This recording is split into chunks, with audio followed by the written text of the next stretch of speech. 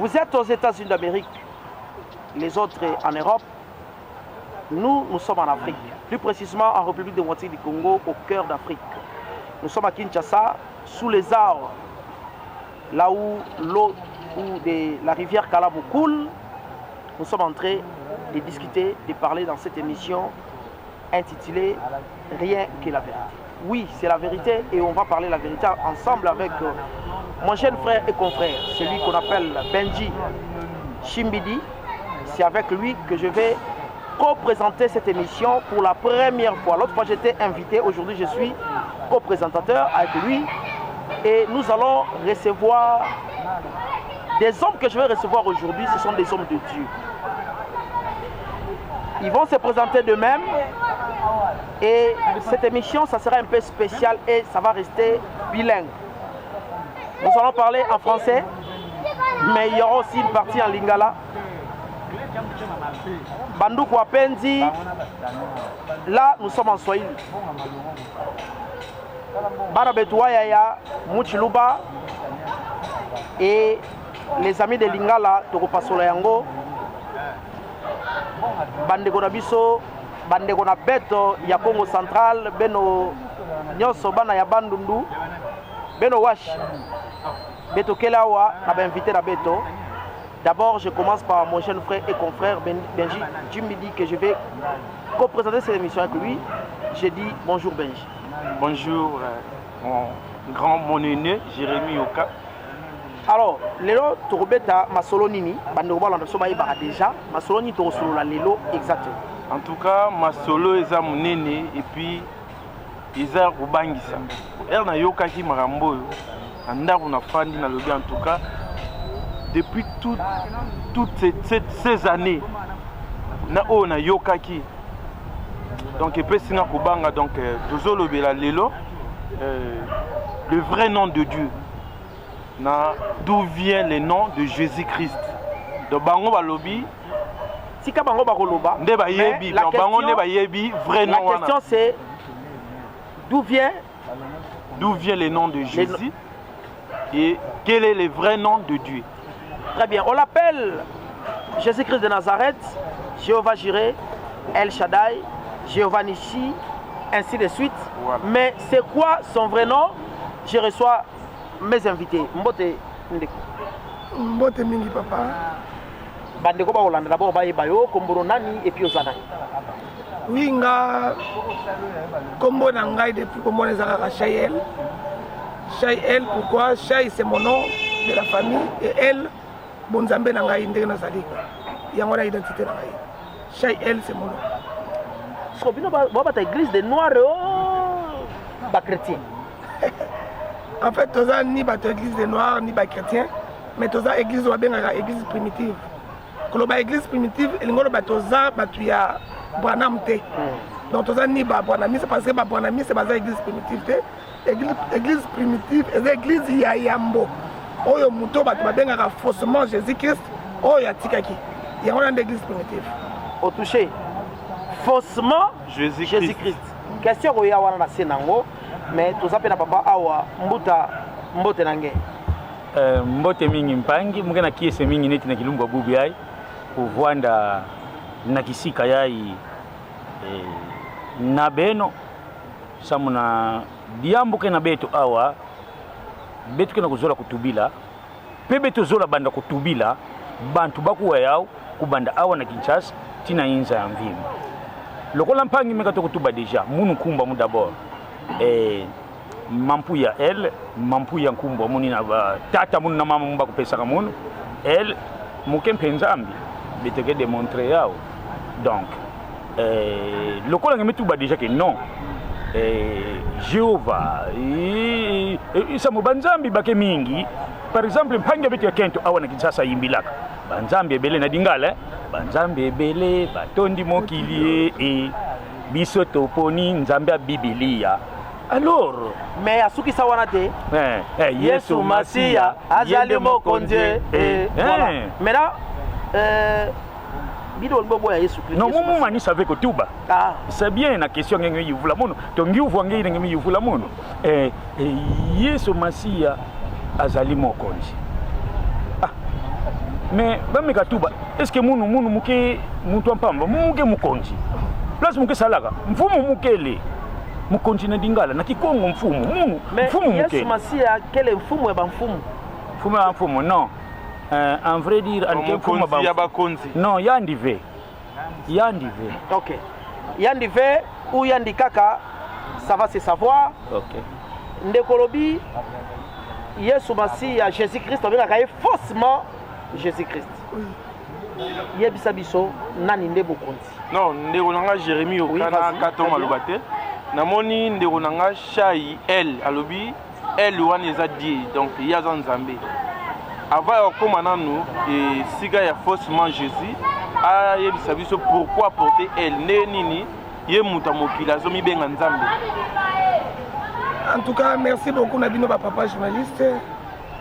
To sepeli mingi na ba question oyo esali ke lelo mokili ezala na fausseté car ndé na zo bakisa na langage na ngai kozanga koyeba bible lobi peuple oyo azangi koyeba aza peuple azokenda libungi to aza peuple aza na kufa kolobela nzambe ndenge toyoki olobi Jehova Mungu boye oui créateur era asali bato asalaki ba peuple ebele na banzambe na bango yango moni balobaka te biso tolobi nzambe ya fumuki mbangu to balobi nzambe na biso nzambe Abraham nzambe siko ngai bato balobaka nzambe ya Shai El parce que ngai naza nzambe nga moko na balobaka nzambe na bango te bato bango babengaka banzambe baza ndenge moko na ngai pourquoi état d'esprit oyo bato bayebi te na langue oyo tobengaka hébreu soko otangi na bible okoyoka balobaka ba Mikael ba Gabriel ba Uriel ba Safariel okoyoka même prophète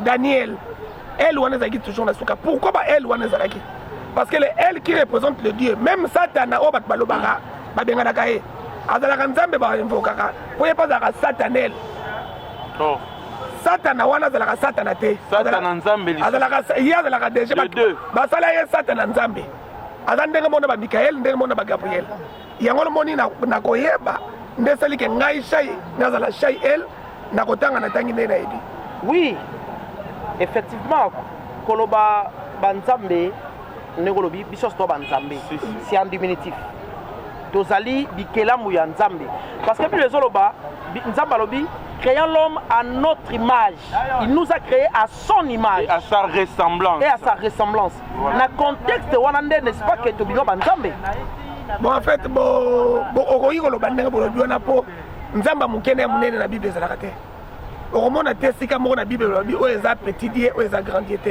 qu'est-ce qui nous prouve ndeko Shai mamozolo problème eza boye bato oyo bakokaki kotraduire créateur ya bahébreu na bible na babiblia te ye créateur azalaka Elohim eza pluriel koloba nzambe mbala mibale nzambe banzambe te nzambe banzambe eza ngai mpo naza na bwana na ngai baza banzambe naza nzambe na bango ngai naza nzambe banzambe nazaka nzambe pamba te naza nzambe banzambe mpo naza na bana na ngai oyo baza mpe banzambe mais créateur azali Elohim elingi oloba nzambe donc double te na ye wana nde esali kazala créateur mais au revenir et par un diminutif 2 divisé ça donne 1 donc diminutif il y a un nzambe ya muke et ça on a mikate mibale oyo mikate moko to benga ngo diminutif ya mikate po balongoli moko donc ya sana bon nzambe ya mingi koleka et puis biso za banzambe ya te ya zala ka nzambe te na ye pona kolakisa pona to solola na lolenge oyo bato ba comprendre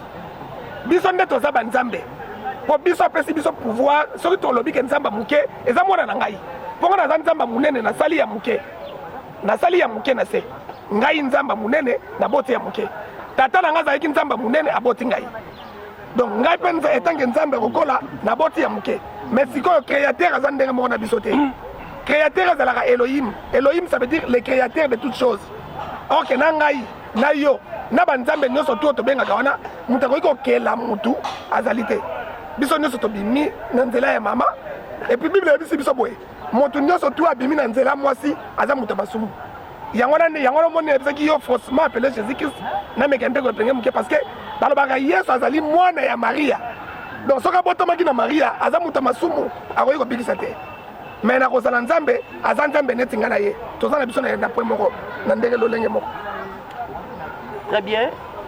Benji, Ngai sous question au poser. Et l'euro ezokamsanga par rapport à Nzambe Nerocha Yela Lobi. À Lobi bateau donc depuis mokili to biso to botama.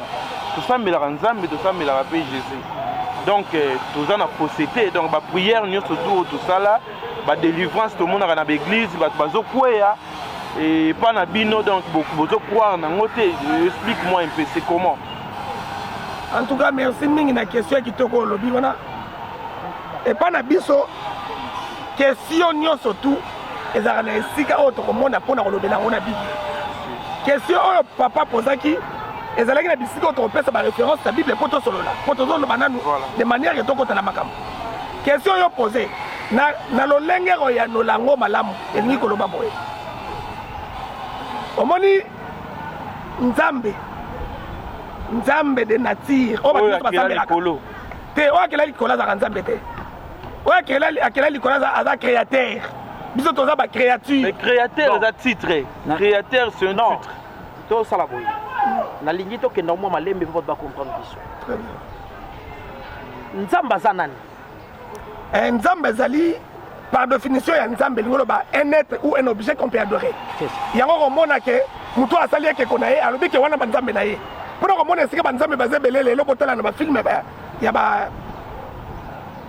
bandeko na biso baindien okomonake bazalaka na badivinité ebele ya banzambe tala ebele okomonake batelemisa ekeko na bango ya monene bakendaka basaleli ye baincantation basali ye yango nde banzambe mo dieu to nzambe par définition oyo bato balingi kokanisa c'est un objet ou un être qu'on peut adorer. Donc mais créateur neti azali moto oyo asenga abongi na lokumu yango bato balokanisi neti to adoraka créateur bato oyo bato oyo baadoraka na se bakobenga ye na lolenge moko mais créateur na bozalisi na ye abombaki bozalisi na ye likolo mpo soki bato bayebaki nkombo ya Elohim balinga bato babikeko na bango wana mpe na place babengaki banzambe bolinga bando benge Elohim. Créateur ebeke mokili eza na baproblème ebele akoki kobimisa batitre na ye honorifique te mpona kopesa ngo na bato yango omona atikela ye biso banzambe mpo bible elobi ke toza banzambe soki totangi na bible okomona ke eye balobaka banzambe eza biso bato na baange eza créateur te. Verset nini ezoprouve biso makambo ozoloba? Oui tokoki kotanga na Deutéronome tokende na Deutéronome tozwaka mbala mo esika bazolobela biso banzambe tokotanga na Psaume 86. Oui. Bana bandako bafongola déjà ba Psaume 82. Ngeba katala mbala mosi yani tena kuyuvula ani okutuba pinga baka yao mbala mosi. Baka yao. Attends, je vais voir ici c'est baka Psaume. Psaume 82:6. Sawa. Ndio bafioti na kuna betumeli utaka na deuxième antoala. Soko tangi kuna bazoyebisa biso eloko moko oyo bato ebele bazwaki problème. Balobi Dieu se tient à l'assemblée de Dieu.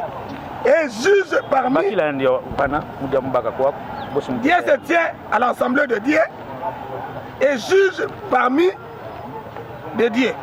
Question wana soko tuni ba passer lelo ba meka kolimbola biso komona ke ba kozonga na référence oyo lobaki oyo ba komi na majuscule Dieu munene oyo ba komi na minuscule nde Dieu muke. Na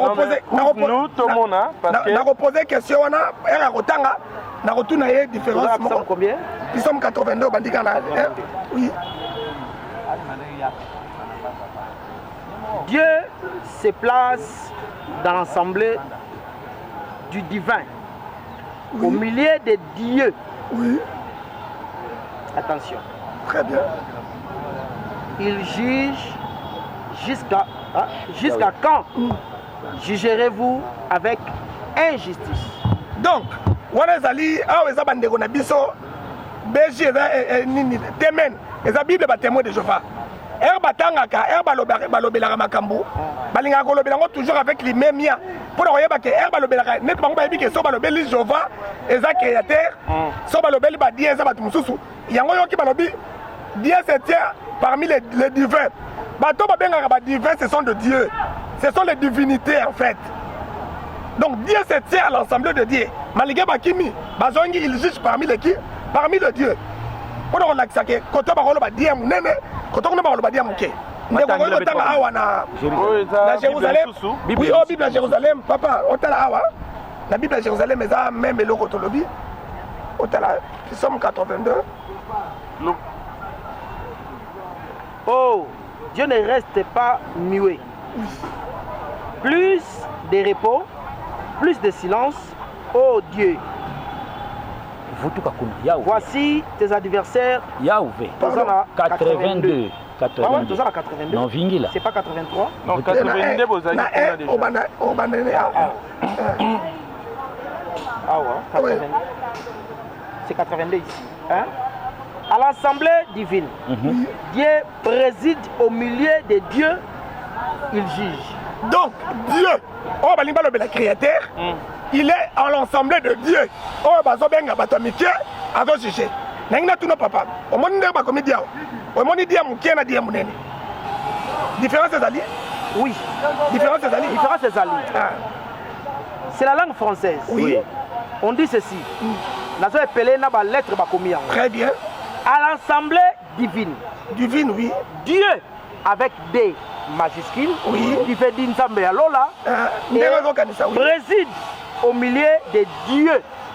Dieu wana combien na masculin avec X à la fin, avec des, oui, pour ça les belés, mais avec des, il y a minuscule qui veut dire les petits dieux, comme j'avais dit ici que tout ça Nzambe amike, parce que c'est la langue française, c'est pas notre langue, c'est ce qu'on a appris à l'école. Question moi qui toko et puis réponse qui toko reçoit papa, en tout cas Bible ça il lengi. Et bah sur la maman Bible ça raconte la tête, ça bien rappeler ça. Na tout une question. Papa yo ba dire. Le belanga dire. Mais Dieu. Dieu, papa yo ba dire. Dieu. Yo lo ba dire ya minuscule ya muke. Lo ba dire. Ko commander so kabola. Na boite. Wana olingi obotola moi pouvoir na biso ya rotuli ya botuli mituna. Biso yo rotula mituna. C'est vrai. Nyoso to ko lo ba lo lenge boko, mais to ko ba lo lenga moko te. Ndenge alanga nzo moko lo ba ke bantaba ataba bangombe to ba meme ataba otambola ngulupa bateka kama mutu ya moko te. So bangombe ba otambola. Bango so kolia matiti. Tango mosomba yaka alobi botekela ngombe bona wana 3000 oyo 1500 et ça motu ya moko lolenge moko awa tolobi Dieu maintenant bokominde ke ko kabola biso na sepeli na papa journaliste ti opesi exemple ya banyama ti opesi exemple ya mbongo pona olakisa yo ke créateur na biso azandenge moko na biso batute alobi il est un Dieu jaloux, il est le créateur jaloux qui ne partage pas sa gloire azwaka lokumu na ye akabolaka ngo na batute. Soki yo ko benga madie atoko miongo na muke ye kuna benga midie akomiongo na munene bozo sala kaka na égalité. Et c'est égalité parce que Bible yebo kasolo baki yemo ka lobaki asali bisoda to sabe lilingi na ye. Oui. Oyebi mutu atazamba ndenge ni na mokili ako okiba jamais mbango koleka lili na ye. To sabe lili ya nzambe. Bible lobi to sabe diminutif na ye. Asali biso na image na ye pe na ressemblance nyama ko na nzambe te mais motonde asa na ressemblance ya bonzambe ya nzambe ya bonzambe te mais ya nzambe toza na ressemblance na ye so loti nzambe okolota mutu moko pembe okolota mutu moko mbinga okolota mutu moko lati boye mais jamais okolota nzambe na forme mboa parce que toza image ya nzambe eza po batu bapesi bango connotation moko ya créateur azaka ka mutu te alobi akeli bato nyonso akeli eza ba oyo nyonso bazopema soko tangi na Bible lobi fondé du bois na kati okokuta ye na kati aza nzambe oyo bato bafige ya koloba ke ye azali soko lingi komona lion liboso akeli ba lion eza ye créateur soko lingi komona nzoko oyo akeli ba nzoko liboso eza ye alobi abimisi eloko nyonso tu na forme na ye mais neti mutu alingi komizwa supérieur ya bato nyonso tu mokuta mutu azolo aza ekelamu nzambe liboso lio okima ekelamu ya nzambe oyo lio azali s'il vous plaît nazoya ndenge na biso pourquoi nalobi eloko wana lio azali ekelamu nzambe oza na divinité mpo ozali diminutif ya nzambe mais na lion oyo ezomonaka aza pamba mpona nini okima yango na ngi nalakisa nayebisa na bandeko eloko moko créateur azali na forme nyonso bamo oyo okomona même na nyama nyonso soko moni soso liboso za ye naza naposa référence nango parce que Bible lobi créa l'homme à son image. Oui. Balobi nyama te balobi nzete te alobi que il a créé toutes choses avant que la mutu na suka akelaki nanu banyama papa effectivement ntango aye kosala mutu nde asali ye na image na ye mutu azali na image na ye nde kolobi ya solo mais image nyonso tu ya oyo tomonaka euti epa na ye akoki kokele eloko te oyo ye aza te. Très bien, mais dans tu explicité à quel banyama, à quel loko nyonso, à quel yango na makanisi maï, mais à sali moto na image. Parce que l'homme est dans l'image de Jésus-Christ. Non, mais il ne repose à Maloba. Nous pesa mvutu ina wakati baga réponse ou réponse na français. Bika mu pesa mvutu na placer. Awa na Genèse chapitre 1 nani na verset 1 babitu ba. Oh 1 ngemo sitanga. Tanga. Genèse chapitre 1 verset 1. On a débandé la Bible. Mbadukulu. Genèse chapitre 1 verset 1.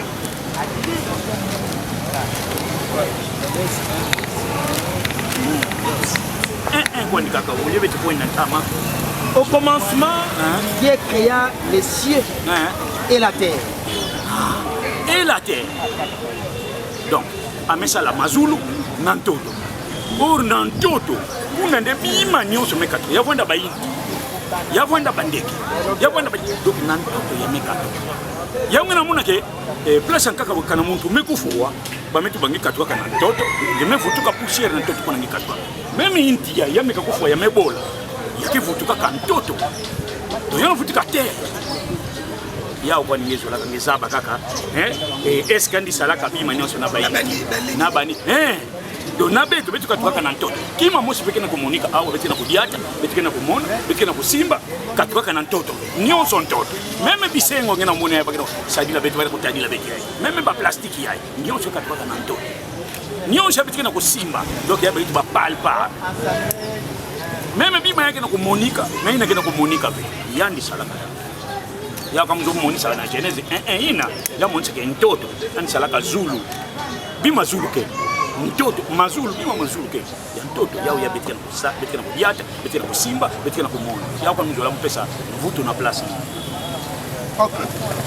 Je pense que l'explication précision na comprendre ouais na yo kaka comme malamu mingi na lobaka ngoni na mwa pasi mkemuke mais na comprendre kitoko makasi bande ko wala na biso bozali na Congo Central bozana bantu na gungu na kipese partout bola na biso na kikwiti to pesi bino mbote batongola na sope na mikili ya poto libanda ya mboka même awa na Kinshasa na banti bo simba Bible Malbato loba awa ezali tellement sensible il faut oser la Bible parce que Bible est ezali pour départager la tirela maloba mo botuna poto boti motuna na ngeza boyi pas ya ndeko na biso alobi na Kongo alobi makambo nyonso eza awa na mabele ndenge motunaki motuna par rapport ya voilà merci ndenge yo mokomi wana mais tu na idée na ye olobi nyonso outi na mabele mais na kotanga na verset tozotanga Genèse 1 epai moko te balobi mabele eza elili ya nzambe na liboso nzambe asali mabele mpe asali likolo kasi akeli bikelemo nyonso totangi na Bible wana omona esika balobi ke nzambe asalaki biloko nyonso nzambe ayebesala l'homme nde akeye na image mpe ressemblance yango moni naza na esika tozoloba dieu na majuscule na minuscule yango moni nzambe moto azozala nzambe kasi nzambe ya créateur ye moko azozala nzambe ya kofete nazolinga bolakisa nga esika oyo bible ezoloba nyama aza mpe moto aza mpe nzambe ndenge biso bazozali banzambe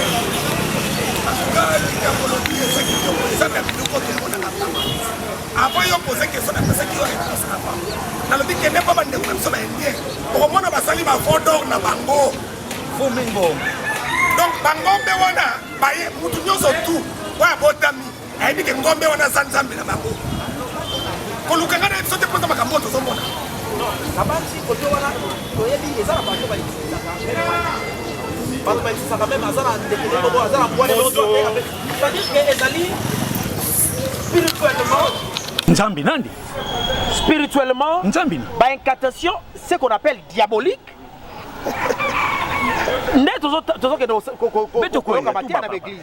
c'est-à-dire mutu azwi milimo na ye ya satana akotisi yango na voiture na ye so aza na problème akoti na mutuka wana asambeli adémarrer azwi solution omoni na mutuka yango na pe batiaka pene kaka na mutu po alimbo asalela pe bato mosusu milimo tozala domaine ya milimo te voilà yango omoni ntango ya délivrance babenganaka tous les esprits sataniques yango na biso tokota na domaine wana te po soko lingi tolobela domaine ya milimo mabe okomonaki bato bako même bapaster baote ya susi te tokende na malembe po tozala na sujet ya kodécortike banzambe omoni makambo opose question kitoko ya koloba ke milimo wana totrouvaka yango na banzete na banyama na bisika nyonso tu kaka milimo wana mutu eza mutu nde azwi molimo wana tiango na nzete to tie na nyama kaka mutu mpo azwaka milimo wana porte mpo asala mpe baincantation na bakamosu lolenge mosusu mais lolenge toni tolimbolela créateur awa par rapport à bacréature oyo tozobenga créateur na bozalanisi na ye mpo ya mizalisa asalama te babengaka ye Elohim en hébreu parce que la Bible oyo tozotanga awa de Genèse à Apocalypse eza Bible ya bahébreu yango koyoka même bapasteur mondain quand je dis bapasteur mondain eza ndenge bango babengaka bamusicien mondain na bamusicien chrétienne mais biso sikoyo koloba chrétien koloba nani baza bamondain bango nyonso tu parce que kouta na kombo wana eutaki na monde po bango basapproprier lango on dirait eloko moko ya sika wana kombo ya nzambe ya chrétien bachrétien oyo tozobenga Jésus Christ na yango esika euti baza bamondain bapasteur mondain bazwi lolenge ya kozwa Bible oyo bahébreu de Genèse à Apocalypse bateyaki batraducteur de la Bible nde baye kotia confusion po yo tuna mituna ototuna ya makasi lelo baye kotraduire Bible esika oyo balobaka créateur pas bahébreu babengaka Elohim esika balobaka créature balobela mutu okuta lobi elle neti neni Daniel mutu soki Daniel abandaki kosolola créateur babi Daniel parla avec Elohim donc mutu nzambe neti Daniel azali nzambe mutu azali mutu donc créateur asala déjà bato nyonso tu banzambe mais bato basapropriaka banzambe neti biso ba elle eza bato bamiyebi mutu amiyebi nde akosaproprie elle esika tozalaki ezoloba boye nazolinga nalakisaka wake ntango tozoloba mutu aza nzambe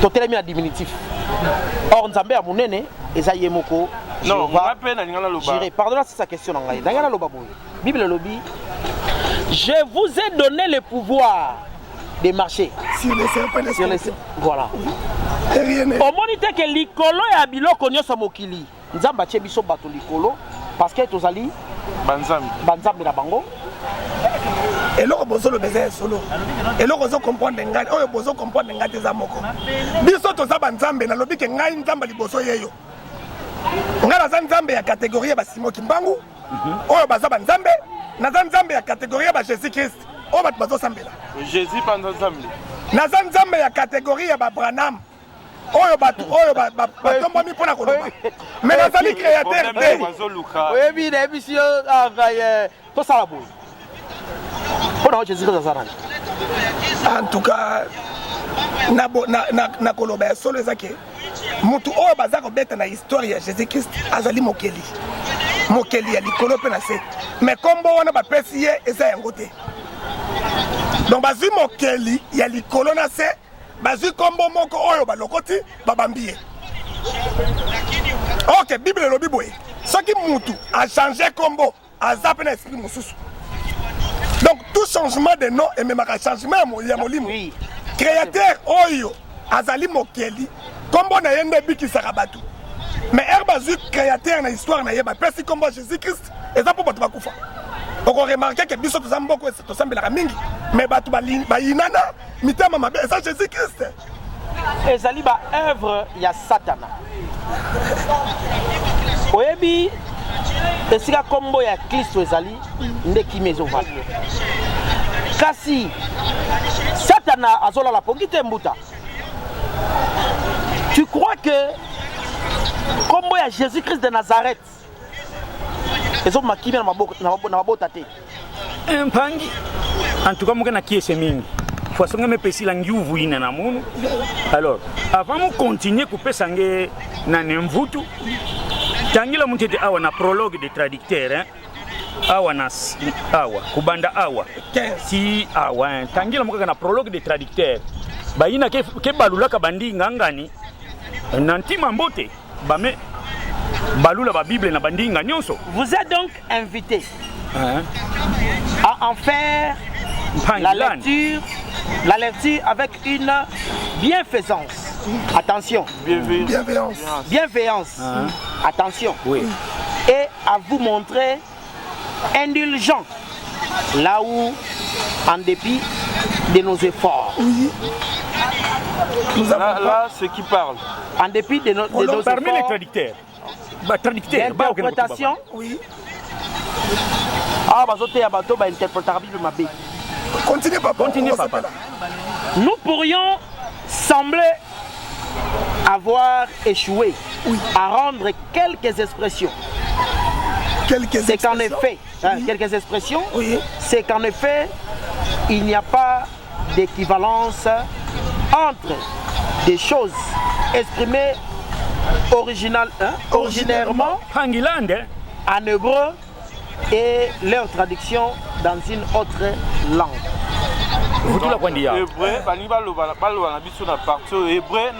Non,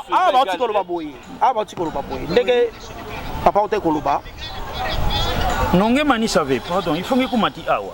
Original, hein? Donc, ufutukila kwani awa, tinge kuza kuma nanchuka awa. Beto kwenda. Bandila kwani awa, hein? D'interprétation, nous pourrions sembler avoir échoué à rendre ceux qui parlent. Pardon. Les traducteurs. Très bien. Donc les gens qui ont écrit la Bible, qui ont traduit, nous pouvons avoir échoué à rendre quelques expressions. C'est qu'en effet, il n'y a pas d'équivalence entre des choses exprimées originairement en hébreu et leur traduction dans une autre langue. Bien plus, si l'on considère la loi elle-même, les prophètes l'ont considérée, les prophètes et les autres livres. Leur traduction diffère considérablement de ce qu'expriment les textes originaux. Bangi pesa. Pesa munu leri ay mufikula yao. Donc, awo bamitubila beto mbote. Bampangi bametanga Bible yina kuna original. Bametanga ya bamituba bika beto deka beto sonika yo na bandinga beto.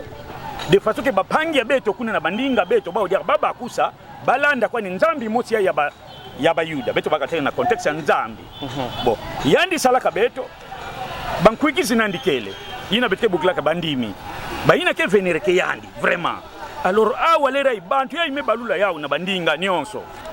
Mu pesa ngefe exemple fait ba mitu ba awa. Yavwanda ba prophète. Beto bong saka fe beteme potikisa. Yavwana mambo batu baka donc ba livre, mambo ina ba sonikaka. Beto beteme potikisa. Yao ba traducteur ke na tubila beto. Do ba me potikisa nyonso. Mulinda bakila nge nani yina benetu ba na français exemple. Yina baketu baka na lingala ndakisa. Na Kikongo beto ketu baka yao fuaso. Beto baka fuaso yina ba umenati na mambo.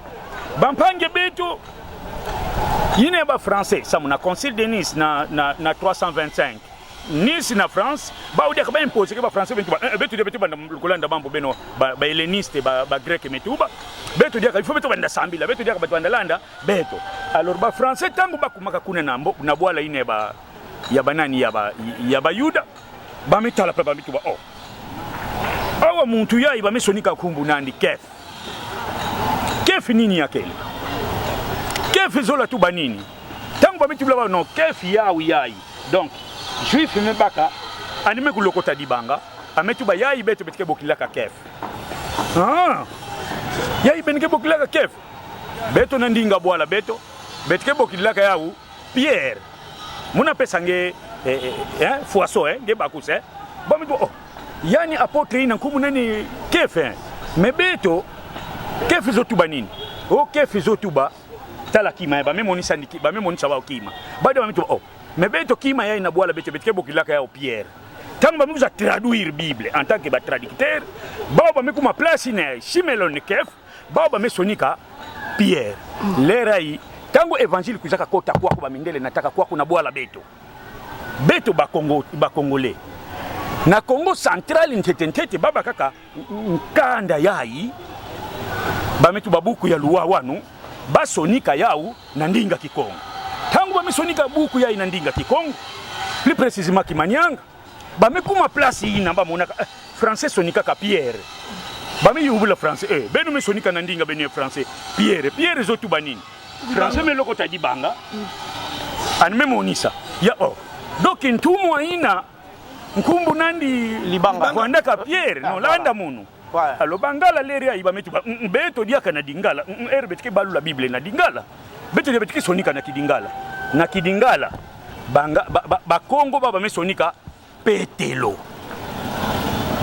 basonika ka dibanga ve orna Kikongo kima ba kibukila ka dibanga alo leri bangala ba dia beto dia ka beto copier ni meza ka Kikongo na dingala bakena kulanda na bawo bapangi ya dingala baka dia ka Bible bamesonika na dingala bamekuma place ina oleba odia ka basonika bakena ko comparer basonika lere kuna na France bamesonika Pierre bamona Pierre mais bamito beto kwa kuna Congo beto mesonika petelo beto lere ibangala beto sonika Bible na dingala samuna Equateur batu nsikito dingala batu bakaka yina beto mesonika awo bapangi mikuza sonika bampangi mezaba ya mbote la Pierre bakebo kidilaka yao na dingala nini libanga beno batukitasa nini libanga babinga libanga bakebo kidilaka libanga bosamu na nini na tradition baba basonika ka dibanga ve ntumwa dibanga ube motinda mi dibanga baba miko na sonika dia kapetelo or en RDC ndinga mosive ube dialecte mosive na RDC awa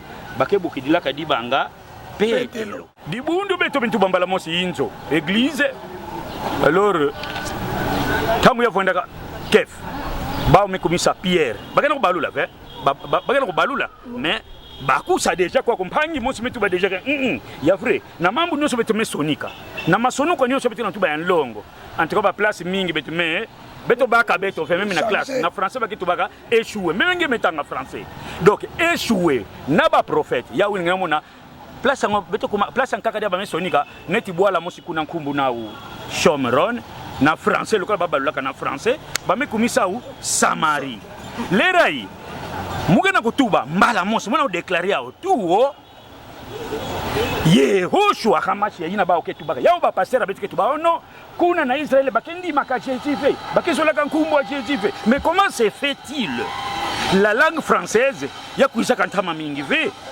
ya kuisaka na manima wana deja Israël ke vuandaka histoire betemezaba yao ngemezaba yao kama l'eriai d'où vient le nom de Jésus d'où vient mais quand tu as déjà mais tu pas kuna vraiment les a placés au Faneto mbala mosi bampang s'il vous plaît naliaki avant au kota place wana na expliquer bandeko d'abord papa uti ko expliquer biso pasi autozana ngona Bible ezali il y a interprétation très bien bakomi Bible na hébreu tango ba anglais bazui yango baza ko interpréter na anglais plutôt ezana ba phrase oyo erandaki bango vie difficile ba débrier na ndenge na bango boye ba français be bazui ezana biloko na anglais erandaki bango tâche difficile bakomi yango pe na ndenge na bango lolenge moko na biso lingala ke Kikongo Swahili ainsi de suite nde selon explication pesi biso et pas Bible et perdre ba équilibre lolenge originalité na yango et comment mela neto koti sikoyo na et pas wapi nzamba wuti wapi nzamba zanani qui a créé la terre plutôt et les cieux si ça makanisiso so bandaki na Yesu nzambe auti wapi alors beto futuka vraiment vana na ngudi ensemble place ina bakana kutubila ke Jésus Yesu par bakumbu no sina ba me patikandi beto kuenda ntete na Mika yina ba mesonika Miché chapitre 4 verset 5 mpangi beto tate mambo ngo faso yekana kwenda par rapport ya faso ba met sala ba traduction mpangi tala Mika kuna mudia musosila beno Mika awa zibula kuna baka Mika chapitre 4 verset 5 ngeke muna mambo kena kuluta samu na nini na inja ya mvimba bapangi na bapangi partout bakel bagana kusambila banzambi alors bagana kusambila banzambi muzo veut tout luta plina Mika yao yaye Nzambe na Jésus ça deux personnes différentes Rwanda ngebetela ko sangisa nyonso mbala monsi samu ngebaka vraiment nzayulu ya pesa beto yao yaye Miché oui Mika awa yayi baka mayimbi yayi batemone Jehova bao baba lulaka bao luba tubake no yina salaka mazulu na ntoto komunandi Jehova beto betike pesa bao bakina raison ba mesala pena fois soit bao ba na facilité ba mezaba ya mbe biblia bao mina ata osamu ba batemone de Jehova na makamba lobi ba tozana ba livre na bango oyo bokotanga bokosepela pona bakamba lobi Miché 4 Mika chapitre 4 verset 5 rien que la vérité de tous a besoin de yebalelo tangila beto yao 4 5 chapitre 4 verset 5 les versets Jérémie aura remis lecteur donc pour comprendre bana le monde entier donc tozo yeba vérité awa lelo poto kabana ba ndeko tozana bango to yeba vérité awa moni ndeko Jérémie yoka azotanga Bible biso moko to mona nini bandeko bazolakisa biso lelo ngeba kadera katala katanga na kutanga kuna chapitre 4 verset 5 la Bible dit oui car tous les peuples marchent chacun au nom de son Dieu. Merci. Beto kwenda malembe, beto zaula ve. Ngena mona. Donc, beto mekumaka beto bayanke. Na inja yai. Do batu na batu bayina zona. Basala fi dingumba bao. Bameko na sala dingumba, bametu baka nkumbu mosipla bamelamika. Mbeba traducteur kwani bakele. Ba traducteur kwani bakele. Beto tango beto wanda kula bana fiote. Mungana kutambula play njoka groupe ya batu musipla ba mesalaka deja ba memontere deja nkumbu musipla ba melamika kamono. Kana mungana kuluta tala tel yandina. Alors kilumbu mugekuza zaba ya umunu en tant que muntu kwani finzambi ya fiote menzambi mukele. Réaction mugevwanda danger. A combien maintenant plus forte raison ya mvanga mazulu na ntoto ya bima nyonso pebeto nyonso anukoka nge mesirnomeke yandi ya ibasirno ya umpange beto kento yimbilaka banzambe ebele batondi mokili biso toponi nzambe ya Biblia yi mais yani tubaka nzambe ya Biblia mais kubandani yimbilaka plina tibubu yayi ani monisa beto tetenkumbu ve ya nzambe ya Biblia ale me vutuka kuna deja ngema tatanga ngeme bakusa deja donc mabungu nani bamvila babuala bandinga bamekuenda kabao selon mais continuer 5 nous sommes maintenant sur 6 en 6 jours non là. 5 ça continue hein oui, mais je recommence pour revenir avec beauté. Très bien. Car tous les peuples marchent chacun au nom de son Dieu. Mais nous marcherons au nom de Yahweh, notre Dieu. Amen. Pour toujours et à jamais. À jamais. Na Bible indéfiniment. Kuna ba metu ba Yahweh. Kuna komi Yahweh. Les la traduction traduction ba témoin de Jéhovah ku wale ra. Tomoni ba témoin de Jéhovah ba komi Jéhovah. Bamba me la bika ya bao. Voilà. Yao ba metu ba antonyons. Mabundu na mabundu. Bagena kunamika bankumbu, alenkumbu ina yao ba mebaka. Donc créature ba ketu baka. Na ndinga français. Créature, yao bagena kusambila. Na partie on a pour compléter, na compléter papa Pazonga. Na sepe ba komi Jéhovah tout puissant. Oyoka banzambe na ba pasteur na bino, na ba pasteur obate Yesu moko, die Jésus moko, akolobake boya pa na nzambe na nga asalaka. Donc ayebi ke nzambe mutu wala mutu asalaka nini asalaka te. Pona kolobake mutu na mutu azana lolenge ya nzambe na yo asala nini azosalela. Soki bango nyonso bayeba ke basambela ka nzambe moko ba moane ko ikozala te. Mpangi tu batete mambo ngena buela fana ngena. Ana moni note, ba komi na note. Ba komi Jéhovah tout puissant. OK, suka koni fana. Tout puissant. Bubiai neti na Afrique ba guerre ke fondaka mingi ya basalite.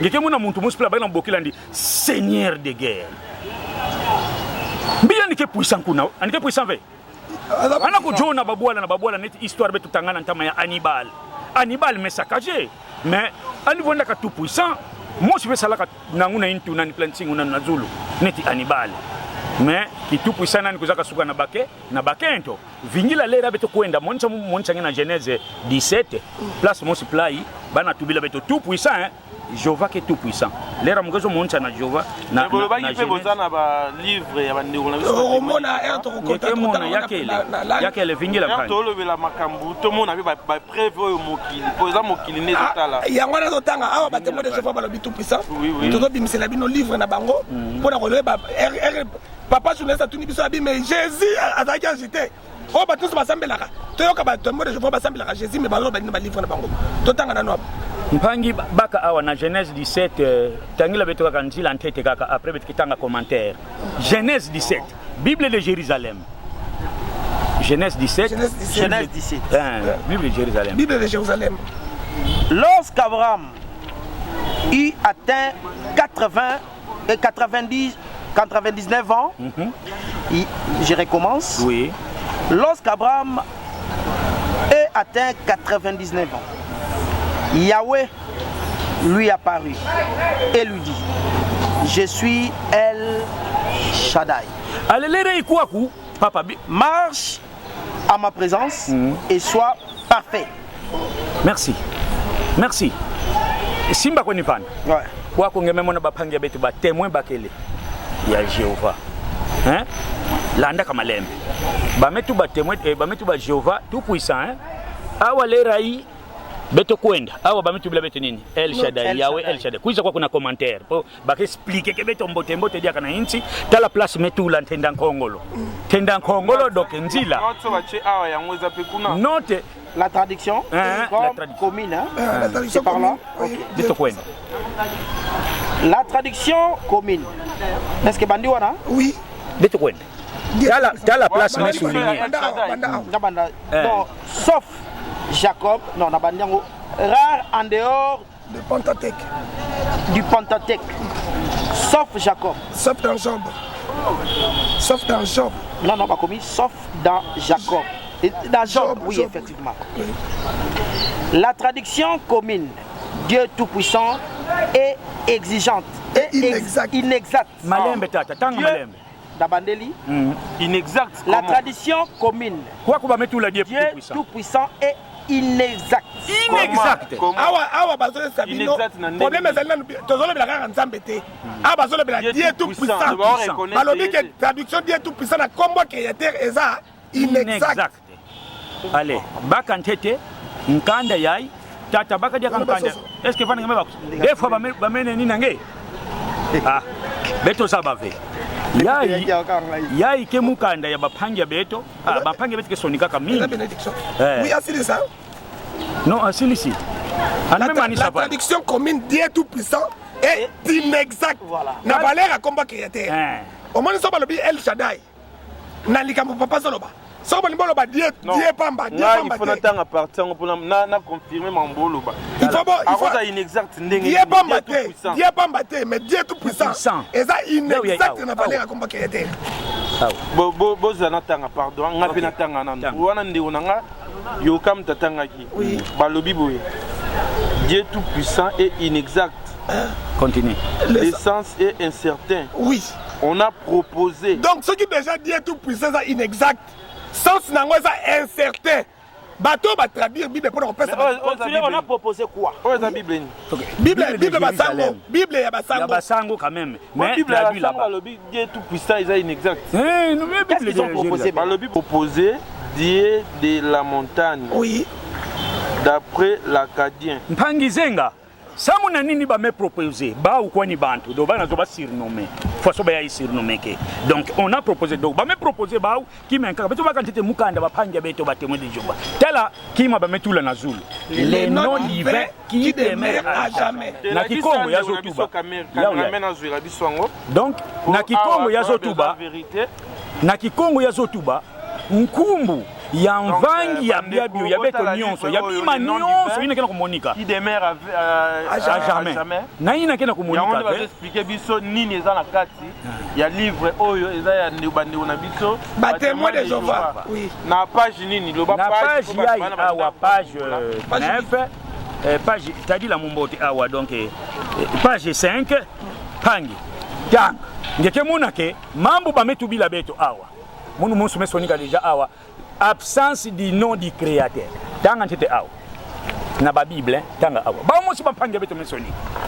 Pourtant ce nom là est absent de bien des versions modernes des écritures et il est rarement utilisé dans les églises.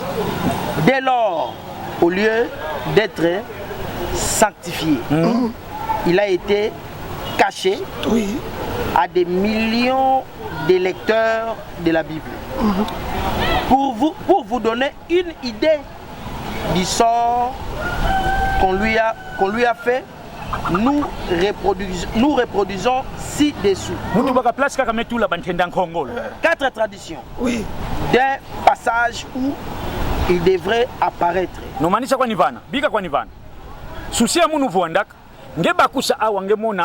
Il est rarement utilisé dans des églises. Donc, il a fait il est rarement utilisé dans des églises. Raison pour laquelle non appelina bamebaka ba Bible traduire au lieu tout l'ankumbu ya ina salaka beto bamebaka bankumbu selon Michée 4:5. Donc bamebaka bankumbu ina Michée 4:5 metuba Mika 4:5 bato na bato batie banzambe na bango bazala oya kusambela net ba Kongo bametuba ina salaka Zulu na ntoto kumbunandi nzambi mpungutulendo me yuvula bao bampange beto ke bakongo nzambi mpungutulendo lerai kana bazobokilani na français ni foto bayebokilani Dieu tout puissant lere ba catholique ya Israël ba ina ke ba Israélien ba juif tango ba mekuza sala traduction ya Bible de Jérusalem ba mekuza tuba Dieu tout puissant est inexact. Le sens est incertain. Incertain.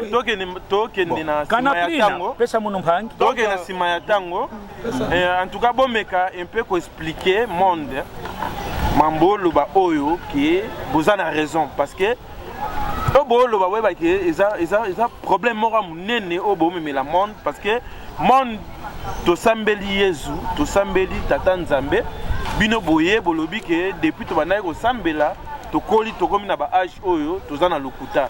En tout cas le roi to chité bo démontrer biso en 5 minutes kombo ya Yesu ngo yaki ndenge nini kombo Nzambe yaki ndenge nini balongola ki yango na Bible peu balongola yango na Bible na raison nini pangi mo pesa verset mosikaka pardon mo pesa verset yake ya indave baka yina baketu baka Matthieu bakila muno Matthieu chapitre 6 verset 9 tangila beto pesa mpangi ani bakusa samu beto meza ba ya pesa yandi ani tanga Matthieu kwa vraiment mana manimo tozo citer déjà chapitre 6 verset 9 nini yazo tuba en général de quoi nous parlons ici de ngedi ya katalaka ngedi tuba beto mesonika yao Matthieu 6 verset 9 Matthieu 6 9. Vous donc priez ainsi. Il n'a pas me recommandé beto. Ba metu bila beto. Beno kena kutala. Beno kena kutanga. Beno banda sambidi la play. Ebo ina dingala. Munu kikongo beno banda sambidi la play. Beto kwenda. Notre Père qui est dans les cieux. Tata beto kena mazulu mingi beto kwenda. Que ton nom soit sanctifié. Nkumbu ange kaka zitiswa. Donc nkumbu ange yao kaka fete zitiswa beto kwenda. Que ton règne vienne. Kimfumu ange ya kuiza. Que ta volonté soit faite sur la terre comme au ciel. Metu basi isi kaka. Yake deja mwango nandi. Ya yandi mosi nkumbu nandi yao kaka fete zitiswa. Lera ikuwa kuba traducteur metu ba beto meshuwe beto na nyonso beto soni kaka. Benike na kulanda batata. Très bien. Mais les ibuku ango ba Bible ba traduction ba besala ba traduire yao na bifikula poisson na poisson. Nzila ba menata beto ya prophète Mika metu bila beto babwala mabundu banani baka na kwenda bebe tuke na kwenda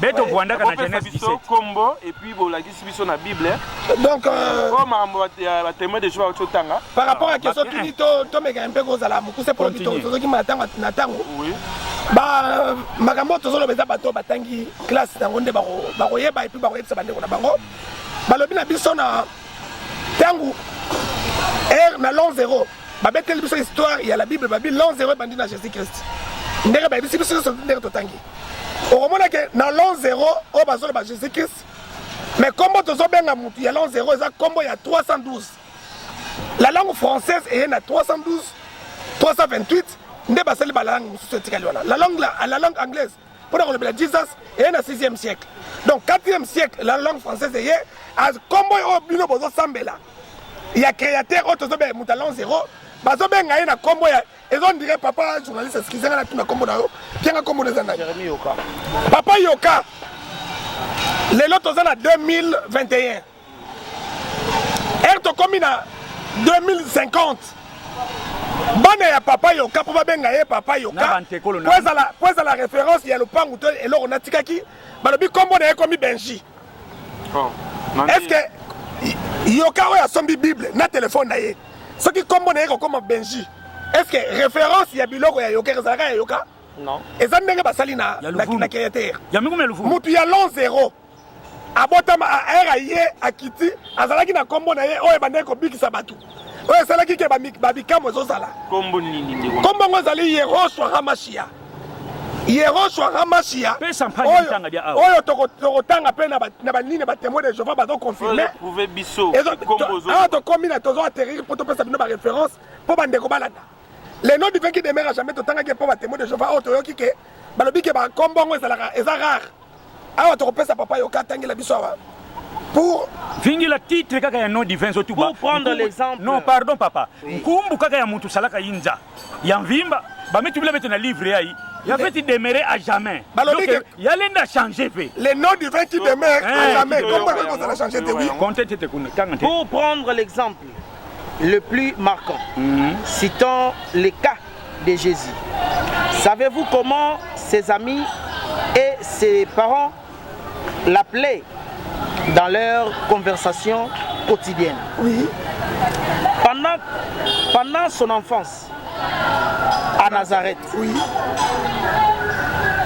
En fait, nul ne peut se montrer catégorique sur ce point. Nul ne peut se montrer catégorique sur le point. Oui. Peut-être les termes, les dénommant Yehoshua ou Yoshua. Oui. Mais sûrement pas Jésus. Donc, awa tokomi na esika to atterrir esika papa azoloba batémoin de Jéhovah basali ba recherche balobi ke tobenga ye ba Jéhovah babi tokobenga nzambe te po nzambe azalaka nzambe te nzambe aza Jéhovah po banzambe baza ebele neti banzambe baza ebele bango babengaka esu nzambe te kombo na ye eza Jéhovah oyo moko olobaki Jéhovah Jireh bango bademere na Jéhovah Jireh mais balobi mwana oyo babengaka Yesu Kristo Jésus Christ toluka mpe nanu tosala recherche sur kombo oyo po batali ke na la langue française kombo ya l'an 0 ezalaki Jésus te basali ba recherche baye koluka balobi mpona kotala malamu Marie mama na ye bakamaradi na ye to bandeko na ye badisciple oyo tobengaka bajean bajacques baloba tikeli koloba kombo ya Jésus te mpona kobenga mutu mwana wana bango moko basimbi exactitude te neti basalaki ba recherche balobi peut-être les dénominateurs Yehoshua ou Yeshua mpo bango mpe baza na maladi ya prononciation mais balobi kombo wana ekoki kozala Jésus te s'il vous plaît papa a continuer lecture awa mpona nini kombo ekoki kozala Jésus te balobi peut-être les dénominateurs Yehoshua ou Yehoshua mais yoka sikoyo eloko nini bazoloba awa na se balobi Yehoshua ou Yehoshua basouligner eloko moko aujourd'hui ok aujourd'hui oui. Aujourd'hui Les traductions le présentent différemment selon les langues. Oui. L'espagnol trouve dans leur Bible Oui. la forme Jésus. La forme Jésus. Prononcé, c'est cabes, cabezus. Oui. Les Italiens l'écrivent Jésus. Jésus, Oui. Jésus, Oui. c'est Jésus. Et les Anglais, Jésus. Jesus. Oui. Allons-nous cesser d'employer le nom de Jésus sous prétexte que peu de gens, sinon personne ne savent aujourd'hui comment il s'est prononcé au départ. Donc, les témoins de Jéhovah, balobi na ba tout nyonso. Tangaraté, ba passer ba tangaraté. Basali ba recherche o eza leloté. Balobi to tika ko sambela kombo Jésus po mutu ayebi ndenge bande ko mibenga azate. Bango ba témoin de Jéhovah. Mais na bango ba benga ka pe awa créé. Bango ba bi Yoshua ou Yehoshua. Pourquoi pas bango ba sambela kombo wana? Wana ko mitungisa te créateur à la musaka makambo o to soloba. Pona ko lakisa bino sika ba exemple ezali. Ba témoin de Jéhovah bango ba sambela ka Jésus Christ. Awa basali ba recherche ba trouver que eza yete. Avec ici batu ba sambela. Mais bango moko ba sambela ka Jésus Christ. Yo to biso bango baza bana ya papal. Ce sont les églises catholiques. Bana ba église de réveil aux hommes église de réveil, baza ba église de sommeil. Baza ba réveil té. Ceux qui baza ba réveil réellement pour poser bango ba question to benga biso pasteur. To tout bango baza ba église de réveil en quoi? D'où vient le nom de Jésus? Donc le nom de Jésus vient na église catholique. Église catholique na 312 yangwana bandi ko beta skoyo. Empereur Constantin à la maman naye azalaki mosambeli ya Yehoshua Hamashia. Tandis que na l'an 0 quand arrivé à Hamashia faussement appelé Jésus-Christ, si to comme na l'an 90 empereur Tutus a yende mutazwaki ba écrit nyonso tu ya ba prophète na ba Paul na ba Pierre amemaki yango et pas na bango na Rome.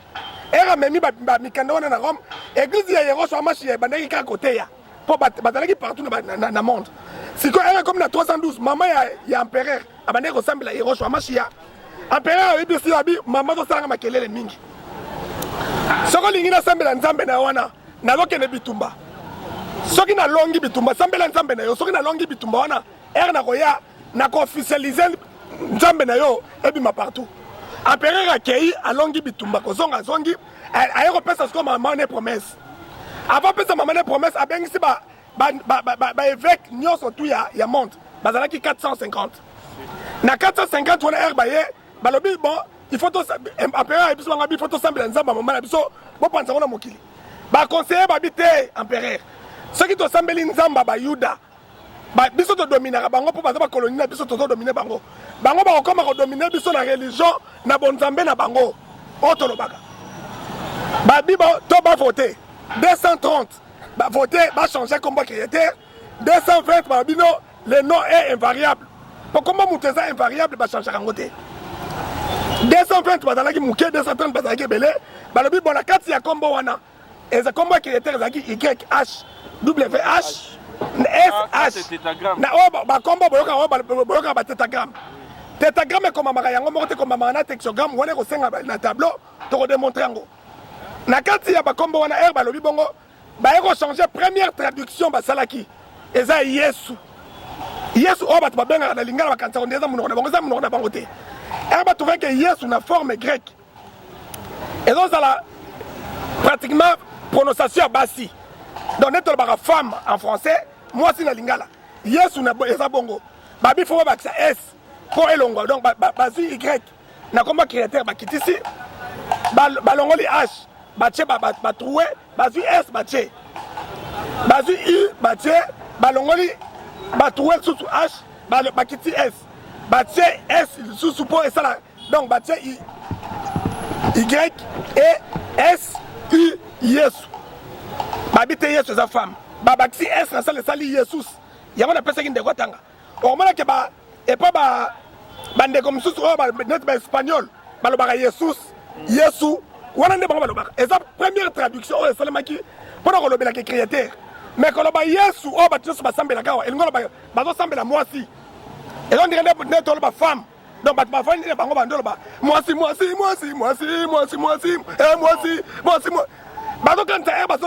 Si, on est le créateur. Faussement. Le mot Jésus, en français, il y a un boudin. Oh. On va dire que c'est un Oui. Bakolo Jésus, Jésus de Lyon. Et ça, saucisson, boudin, mon nom, paliaka. Mambolo, Bawana, ils ont écriture. Oui. Bon, on a pas Bac à dictionnaire universel. Tout à fait. Ceux qui vont continuer au dictionnaire, nous sommes tout le monde. Le nom Jésus, il y a un boudin à grand format. On va paliaka.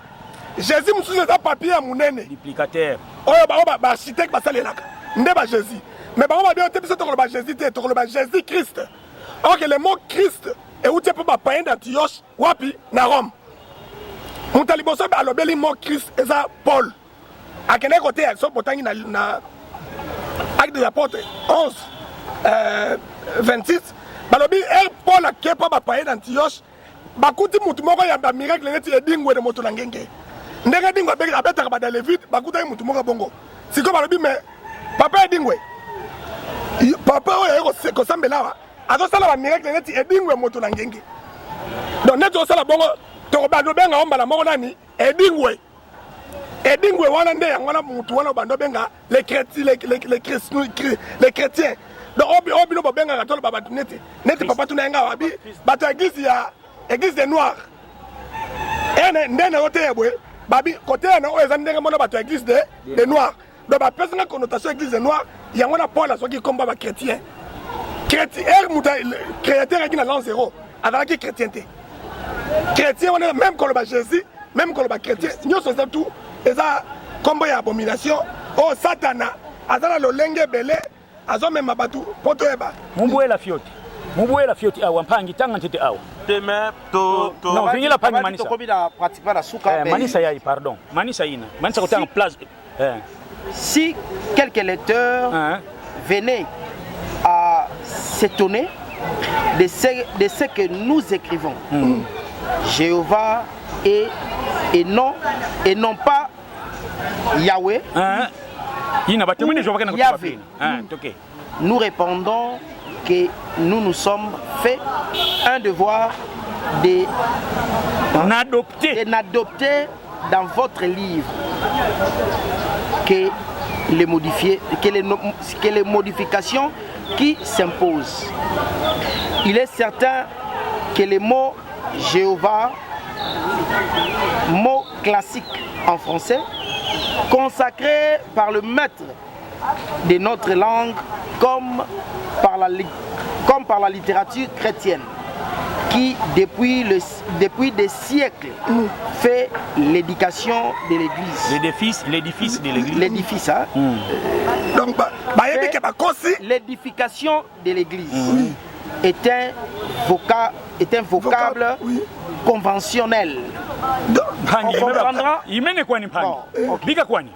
Ba mos metubila beto awa que vraiment kumbu ya Jéhovah et la convention ya ke conventionnel bantu mesala nguizani no a partir ya bubiai bete banda sambila nkumbu yai ya wina beto katoka kana mika kuna beto bila beto mabundu na mabundu ba mabanza na makanda bana kwenda selon banzambi na ba ya ulera Jéhovah bubiai ke na ampleur mingi église ne ya wina dia ngimmo na kuna ba mos metuba le nom Jésus n'est pas sa place. En tout cas, par rapport merci. Pratiquement, nous sommes à la fin. Nous sommes à la fin de l'émission. On a l'émission pour la deuxième partie pour tout Kimi Simanatango. Donc, Ndego Jérémy au cas anglo. Mon papa Lobi na Kikongo. Sorope c'est la batongo en 1 minute. Nous sommes à la fin de cette émission. La vérité, bien que la vérité.